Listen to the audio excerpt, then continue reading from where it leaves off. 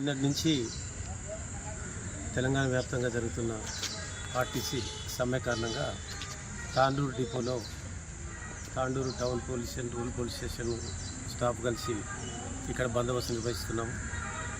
నిన్న ప్రశాంతంగా ముగిసిపోయింది. ఈరోజు కూడా నేను ఒకటే బస్సు వెళ్ళింది. ఈరోజు కూడా ఇప్పటివరకు దాదాపు 13 బస్సెస్ లెఫ్ట్ అయినాయి. దీనికి అందరూ కూడా డ్రైవర్లు కూడా నిన్న సహకరించలే కానీ ఈరోజు బాగానే వస్తున్నారు. కాబట్టి దీనికి బస్సులకు కూడా మొత్తం ఎస్కార్ట్ ఇస్తున్నాము. ఎంటైర్ రూటు టోటల్గా మొత్తం ఎస్కార్ట్ ఇస్తున్నాము. ఇక్కడ ఎలాంటి అవాంఛనీయం కాకుండా ఏఆర్ ఫోర్స్ సివిల్ ఫోర్స్ కలిసి దాదాపు 60 మందిని బందోబస్తు నిర్వహిస్తున్నాము. దానిలో మహిళా కాంపోనెంట్ కూడా పెట్టుకోవడం జరిగింది.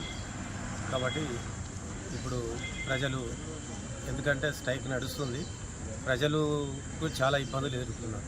మార్నింగ్ మేము 4 o'clock వచ్చేసరికి దాదాపు 500-600 మంది పబ్లిక్ ఇక్కడ వెయిట్ చేస్తున్నారు, ఎస్పెషల్లీ మహబూబ్నగర్ రూట్లో పోవడానికి.